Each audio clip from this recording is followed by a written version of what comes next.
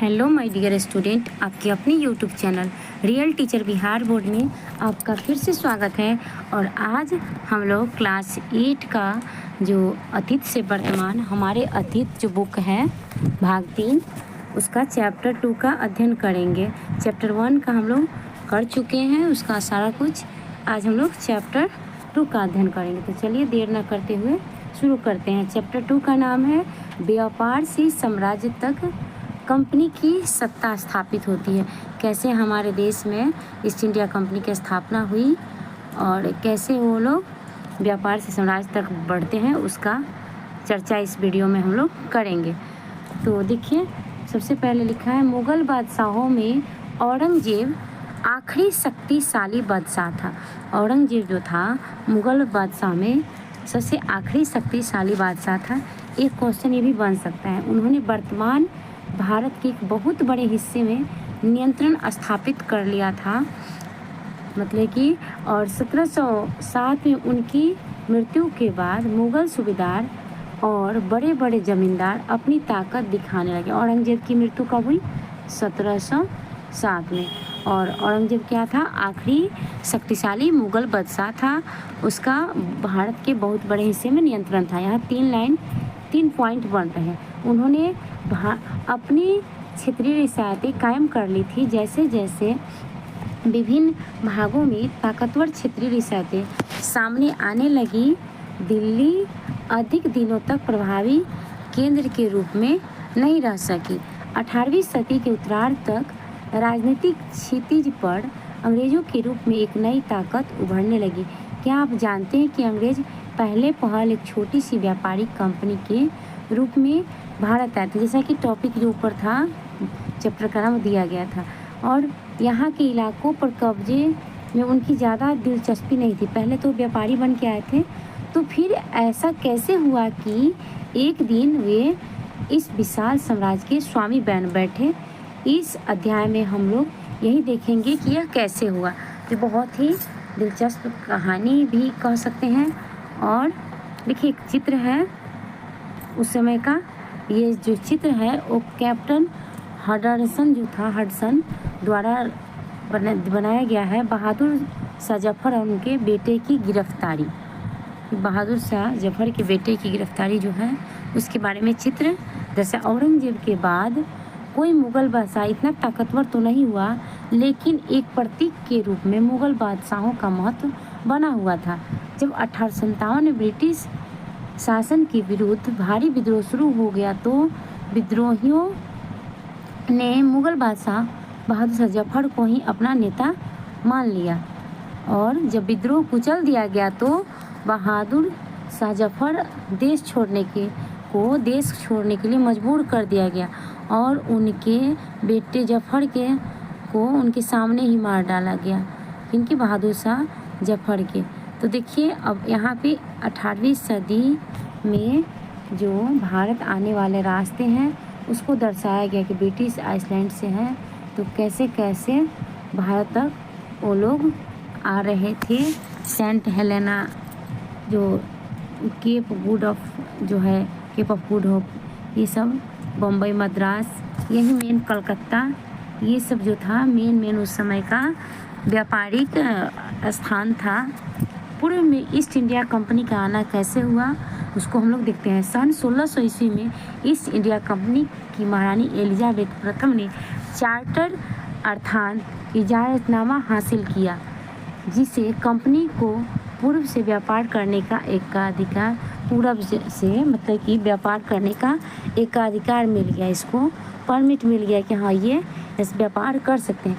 इस इजाज़तनामे का मतलब यह था कि कोई इंग्लैंड की कोई और व्यापारिक कंपनी इस इलाके में ईस्ट इंडिया कंपनी से हुर नहीं कर सकती थी। इसी चार्टर के सहारे कंपनी समुद्र पार कर नए इलाकों को खंगाल सकती थी, जहाँ मतलब वहाँ से सस्ती चीज़ें सस्ती कीमत पर चीज़ें खरीद कर उन्हें यूरोप में ऊंची कीमत पर बेच सकती थी। कंपनी को दूसरी ओर वाणिज्यिक व्यापारिक कंपनियों से प्रतिस्पर्धा का कोई भय नहीं था। उस जमाने में वाणिज्यिक कंपनी मोटे तौर पे प्रतिस्पर्धा से बचकर ही मुनाफा कमा सकती थी। अगर कोई प्रतिस्पर्धी न हो तो सस्ती चीज़ें खरीद कर उन्हें ज़्यादा कीमत में बेचा जा सकता है।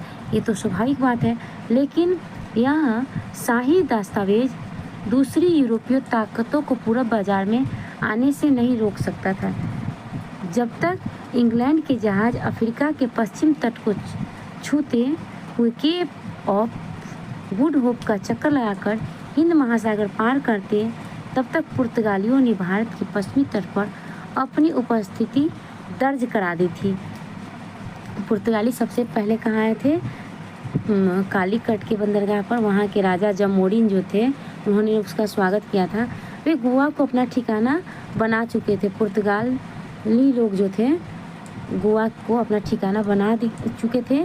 पुर्तगाल के खोजी यात्री वास्को डी गामा ने ही 1498 में पहली बार भारत तक पहुंचने का जो समुद्री मार्ग का पता लगाया था। एक है यहाँ वाणिज्यिक का मतलब होता है एक ऐसा व्यावसायिक उद्यम जिसे चीज़ों को सस्ती कीमत पर खरीद कर ज़्यादा में बेचकर, यानी मुख्य रूप से व्यापार के जरिए मुनाफा कमाना वाणिज्यिक होता है। तो देखिए आगे इसमें कह रहा है कि अब आप लोग के एक क्वेश्चन यहाँ भी बन रहा है कि वास्को डी गामा कब आए थे? 1498 में पहली बार उन्होंने ही समुद्री मार्ग का पता लगाया था। तो आगे दिखाई दे रहा है कि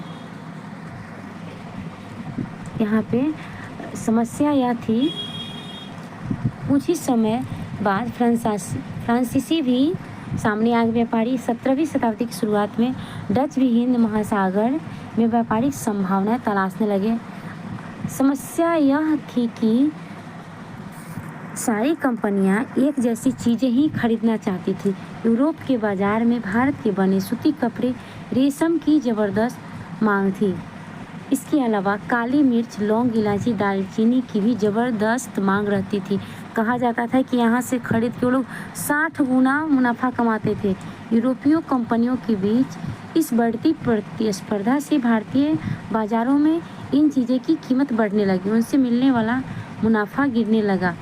अब इन व्यापारिक कंपनियों के फलने फूलने का यही एक रास्ता था कि वे अपनी प्रतिस्पर्धी कंपनी को ही ख़त्म कर दे। लिहाजा बाज़ारों पर कब्जे की इस होड़ ने व्यापारिक कंपनियों के बीच लड़ाइयों की शुरुआत कर दी। 17वीं और 18वीं सदी में भी जब मौका मिलता तो कोई सी एक कंपनी दूसरी कंपनी के जहाज़ को डुबो देती, रास्ते में रुकावट खड़ा कर देती और माल से लदे जहाज़ को आगे बढ़ने से रोक देती। आज भी देखते हैं कि जो कुछ भी होता है सब लोग एक दूसरे को पीछे करने में लगे रहते हैं। यह व्यापार हथियारों की मदद से चल रहा था। ये जो व्यापार था वो हथियारों की मदद से चल रहा था और व्यापारिक चौकियों को किलेबंदियों के जरिए सुरक्षित रखा जाता था। अपनी बस्तियों को किलेबंद करने और व्यापार को मुनाफा करने की इन कोशिश के कारण शासकों से भी टकराव होने लगे। इस प्रकार व्यापारिक और राजनीतिक एक दूसरे से अलग रखना काफ़ी मुश्किल होता जा रहा था। आइए देखें कि ऐसे कैसे हुआ। अब ईस्ट इंडिया कंपनी जो है व्यापार शुरू करती है। तो कैसे शुरू? पहली फैक्ट्री जो है 1651 में हुगली नदी किनारे हुई। कंपनी के व्यापारी यही से अपना काम चलाते थे। इन व्यापारियों को उस ज़माने में फैक्टर कहा जाता था। इस फैक्ट्री में वेयर हाउस था जहां निर्यात होने वाली चीज़ जमा किया जाता था। यहीं पर उनके दफ्तर थे जिनमें कंपनी के अफसर बैठते थे। जैसे जैसे व्यापार फैला, कंपनी सौदागरों और व्यापारियों को फैक्ट्री के आसपास आकर बसने के लिए प्रेरित किया। 1696 तक कंपनी ने इस आबादी के चारों तरफ एक किला बनाना शुरू कर दिया। 2 साल बाद उसने मुगल अफसरों को रिश्वत देकर 3 गांवों की जमींदारी खरीद ली। घूस देकर के मुगल अफसर को जमींदारी भी खरीद लिया। देखिए कैसे कैसे वो आगे बढ़ रहा है। इनमें से एक गांव कलिकता था जो बाद में कलकत्ता, आज का जो कलकत्ता है उसको कलिकत्ता कहता था। एक गांव था उस समय ये, जो आज इतना बड़ा शहर हो गया। पहले इसको अंग्रेज खरीद लेता है घूस देके। कंपनी ने मुगल सम्राट औरंगजेब को इस बात के लिए भी तैयार कर लिया कि वह कंपनी को बिना शुल्क चुकाए व्यापार करने का फरमान जारी कर दे। फरमान माने होता है एक शाही आदेश। अब क्या होता है आगे, कंपनी ज़्यादा से ज़्यादा रियायतें हासिल करने और पहले से मौजूद अधिकारों का ज़्यादा से ज़्यादा फ़ायदा उठाने में लगी हुई थी। उदाहरण के लिए औरंगजेब के फरमान से केवल कंपनी को ही शुल्क मुक्त व्यापार करने का अधिकार मिला था। कंपनी के जो अफसर निजी तौर पर काम मन व्यापार जो था उसको चलाते, उन्हें यह छूट नहीं मिलती थी, लेकिन उन्हें भी शुल्क चुकाने से इनकार कर दिया। उन्होंने भी कहा कि हम भी शुल्क नहीं चुकाएंगे। इससे बंगाल में राजस्व वसूली कम हो गई। ऐसे में भला बंगाल के नवाब मुर्शीद खान कुलीन खान जो थे वो विरोध क्यों ना करते। आप ही सोच के देखिए, जब आपको किसी से परेशानी होगा तो आप विरोध ज़रूर करेंगे। ये चित्र जो है मद्रास के जहाज़ से सामान लाती नौकाएं हैं, जो विलियम सिम्पसन द्वारा बनवाया गया चित्र है। ये चित्र मद्रास से जहाज़ से सामान लाती नौकाएं हैं, उसका चित्र है। आगे हम लोग देखते हैं व्यापार से उद्योग। देखिए अब व्यापार किया धीरे धीरे, अब वो अपना रिश्वत लेके 3 गांव खरीद लिया। धीरे धीरे अब क्या होगा, यहाँ के लोगों को भी अच्छा नहीं लगेगा, तो वो लोग भी थोड़ा तो उसके खिलाफ जाएंगे ही, तो विद्रोह होगा तो लड़ाई होगा। तो देखिए 18वीं सदी की शुरुआत में बंगाल की जो नवाब थे उसका टकराव काफ़ी बढ़ गया। किसी कंपनी से। औरंगजेब की मृत्यु कब हुई थी? 1707 में। अब बंगाल के नवाब अपनी ताकत दिखाने लगे। उसी समय दूसरी क्षेत्रीय ताकतों की ऐसी स्थिति भी थी। मुर्शीद कुलीन खान के बाद अलीवर्दीन खान, उसके बाद सिराजुद्दौला बंगाल के नवाब बने। मुर्शीद कुली खान था, उसके बाद कौन बना? उसका कुली खान का अलीवर्दी खान, उसके बाद सिराजुद्दौला। ये सभी शक्तिशाली शासक थे। ये आप लोग सीरियल याद कर लीजिएगा तीनों। उन्होंने कंपनियों को रियायतें देने से मना कर दिया। हम क्यों देंगे भाई? व्यापार का अधिकार देने के बदले कंपनी से नजराने मांगे, उन्हें सिक्के ढालने का अधिकार नहीं दिया। उसने किलेबंदी को बढ़ाने से रोक दिया। कोई भी करेगा ऐसा। कंपनी पर धोखाधड़ी का आरोप लगाते हुए उन्हें दलील दी कि उसकी वजह से बंगाल सरकार की राजस्व वसूली कम होती जा रही है और नवाबों की ताकत कमज़ोर पड़ रही है। कंपनी टैक्स चुकाने को तैयार नहीं थी। उसके अफसरों को अपमानजनक चिट्ठियां लिखी। नवाबों और अधिकारियों को अपमानित करने का प्रयास किया गया। कंपनी का कहना था कि स्थानीय अधिकारियों की बेतुकी मांगों से कंपनी का व्यापार तबाह हो रहा है। माने कि व्यापार तभी फल सकता है जब वो शुल्क हटा ले। अब देखिए एक शब्द यहाँ पे और है, कठपुतली। तो कठपुतली किसको कहते हैं? तो कठपुतली एक प्रकार का खिलौना होता है जिसके धागों के सहारे हम लोग क्या करते हैं, उसको बांधे होते हैं और अपने हिसाब से नचाते हैं और व्यक्ति के इशारों पर वो चलता है। मजाक उड़ाने के लिए अक्सर कठपुतली कहा जाता है। ठीक, अब है यहाँ पे दे रहा है कंपनी का कहना था कि तभी फल सकता है जब शुल्क हटा ले। और कंपनी को भी इस बात का यकीन था कि अपना व्यापार फैलाने के लिए उसे गांव खरीदने होंगे, किलों का पुनर्निर्माण करना होगा। ये टकराव दिन पर दिन गंभीर होते गए, जिसके टकराव के कारण क्या हुआ, टकराव परिणति पलासी के प्रसिद्ध युद्ध के रूप में परिणत हो गया। तो पलासी का युद्ध कब हुआ था? तो लिख लीजिए आप लोग, वेरी वेरी इंपॉर्टेंट है। 23 जून 1757 को हुआ था। किसके बीच हुआ था? तो जो ईस्ट इंडिया कंपनी के साथ और नवाब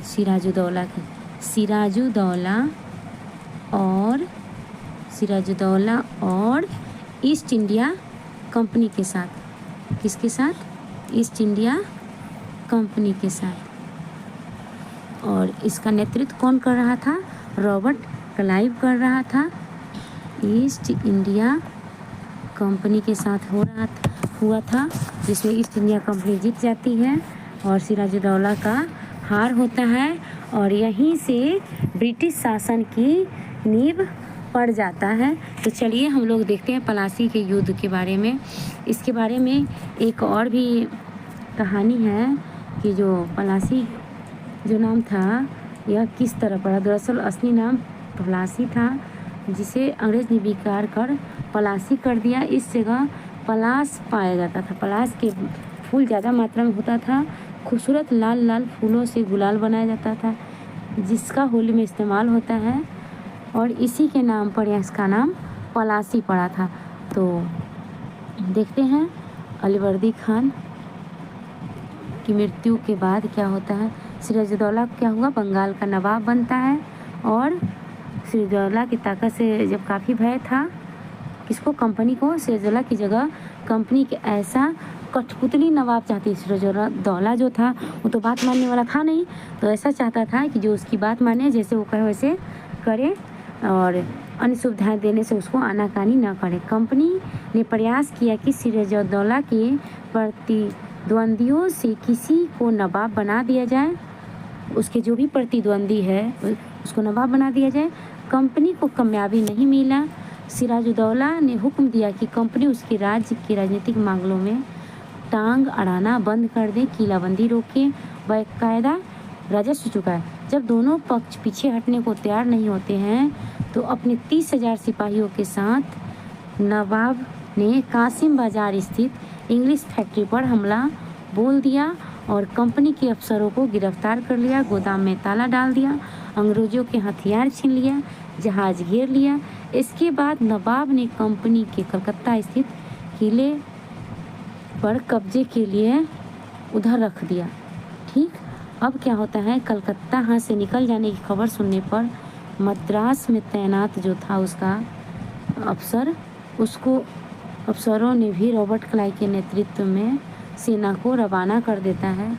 देखिए ये चित्र है न्यायालय का, महान्यायालय, ईस्ट इंडिया हाउस कक्ष, London stall street, east India company के कोर्ट ऑफ प्रोप्राइटर्स लंदन स्थित लंदन हॉल स्ट्रीट बने ईस्ट इंडिया कंपनी हाउस, जहां बैठक होती थी। यहाँ पर एक ऐसी सभा का एक चित्र है कि यहीं पे उन लोग का बैठक होता था। अब है ये इस सिराजुद्दौला का चित्र दिया गया है, एक अच्छा नवाब था भी। आगे संपन्नता का आश्वासन दिया गया है इसको ईस्ट इंडिया। देखिए इसमें कह रहा है कि इंग्लैंड के लोग ईस्ट इंडिया कंपनी की शासकीय महत्वाकांक्षाओं को संदेह और अविश्वास को देखते थे। पलासी की लड़ाई के बाद रॉबर्ट क्लाइव अंग्रेज सम्राट के एक मुख्य विदेश मंत्री विलियम पिट को 7 जनवरी 1759 को चिट्ठी भेजते हैं कलकत्ता से। लेकिन इतनी विशाल सत्ता एक वाणिज्यिक कंपनी के लिए बहुत बड़ी बात होगी। मैं खुद यह सोच कर अभिभूत हूँ कि इन समृद्ध रियायतों पर पूरा कब्जा हासिल करने में कोई परेशानी नहीं आएगी। अब यह फैसला आप पर छोड़ता हूँ। क्या सालाना 20 लाख स्टर्लिंग की आमदनी और 3 प्रांतों का कब्जा कोई ऐसी चीज़ है जिस पर शोर मचाना उचित हो, ये लिख रहे हैं।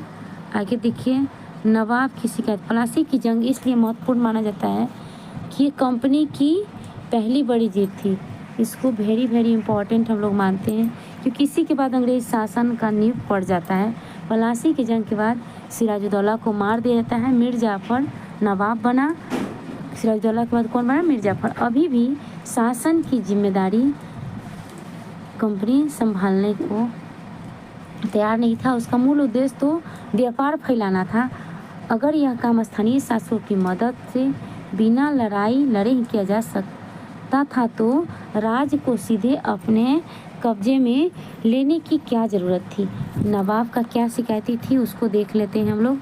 तो नवाब का शिकायत था कि 1733 में बंगाल के नवाब ने इंग्लिश व्यापारियों के बारे में यह कहा, जब वे पहली बार हमारे देश में आए तब सरकार के सामने विनती करते हुए कहा था कि एक फैक्ट्री बनाने के लिए थोड़ी सी ज़मीन दी जाए।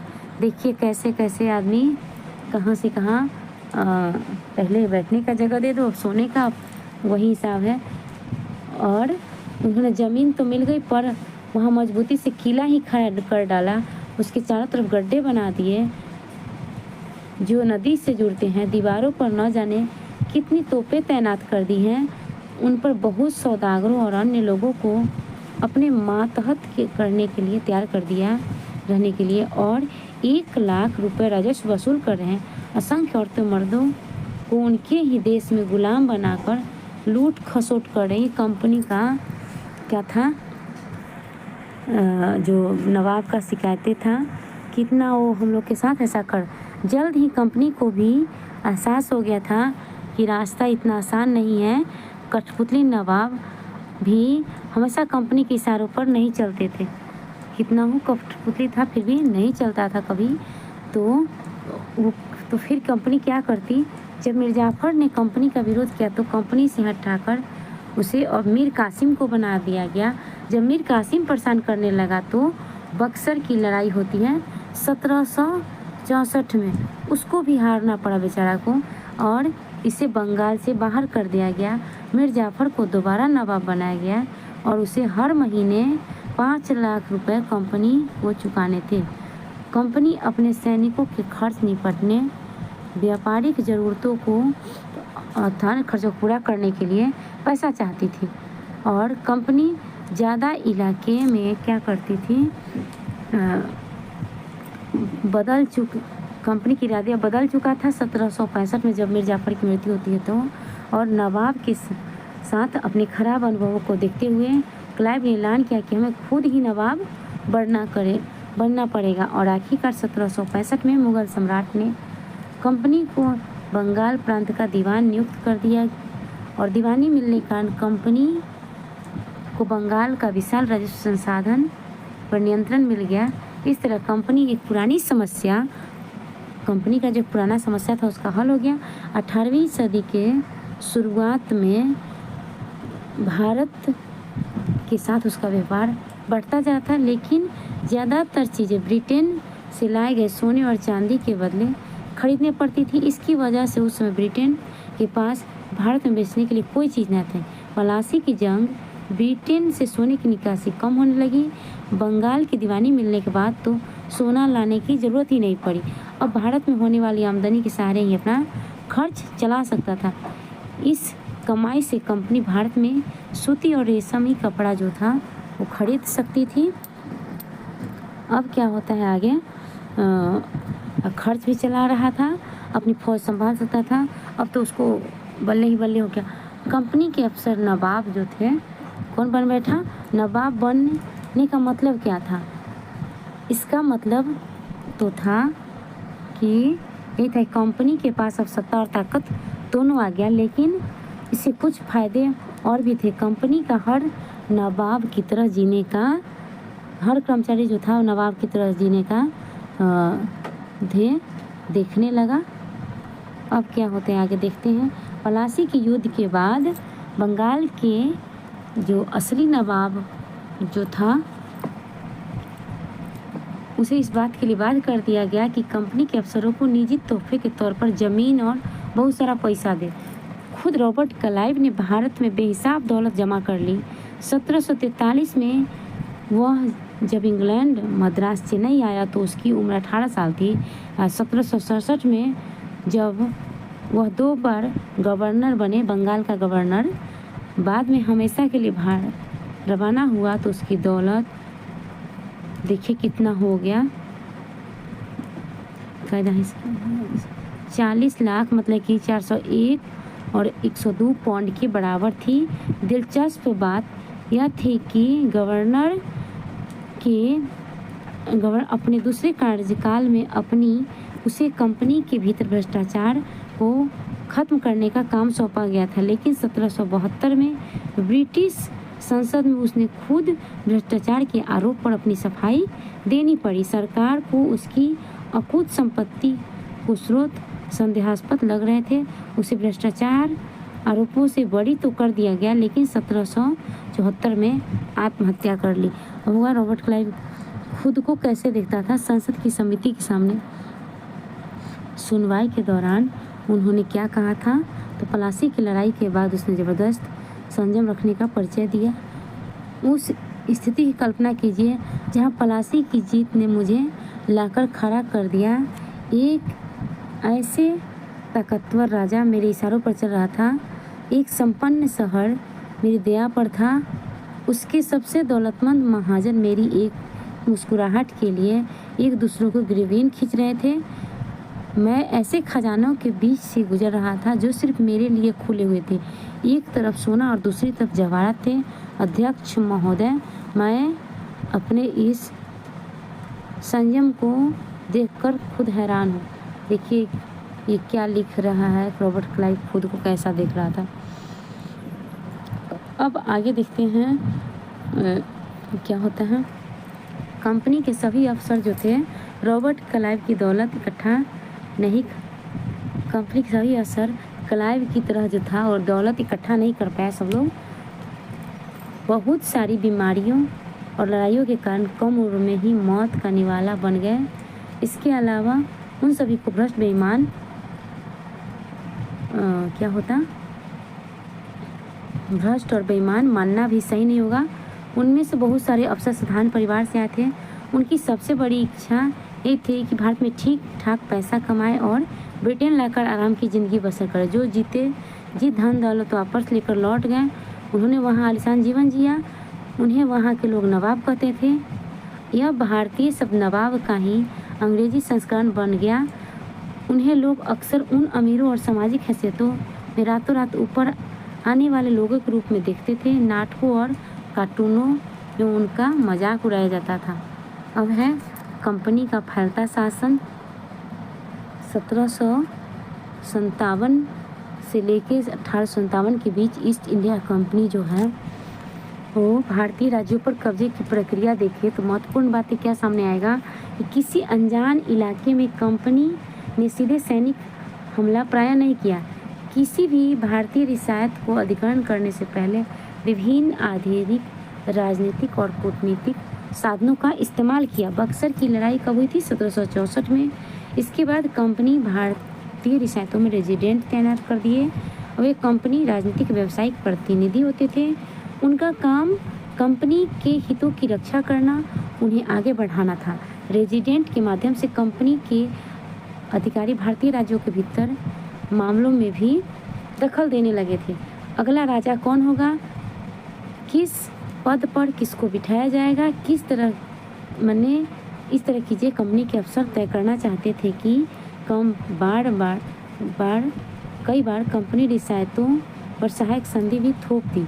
जो रियासत इस बंदोबस्त को मान लेती वो उसे अपने स्वतंत्र सेनाएं अधिकार रखने का नहीं था।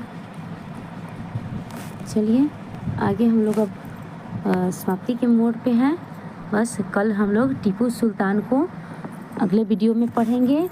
आज के लिए इतना ही, मतलब कि और अगर आपको ये वीडियो पसंद आई हो तो आप चैनल को सब्सक्राइब कर लें, वीडियो को लाइक करें और बेल आइकन को प्रेस कर लें ताकि अगली वीडियो की नोटिफिकेशन आपको मिलती रहे। Thanks again.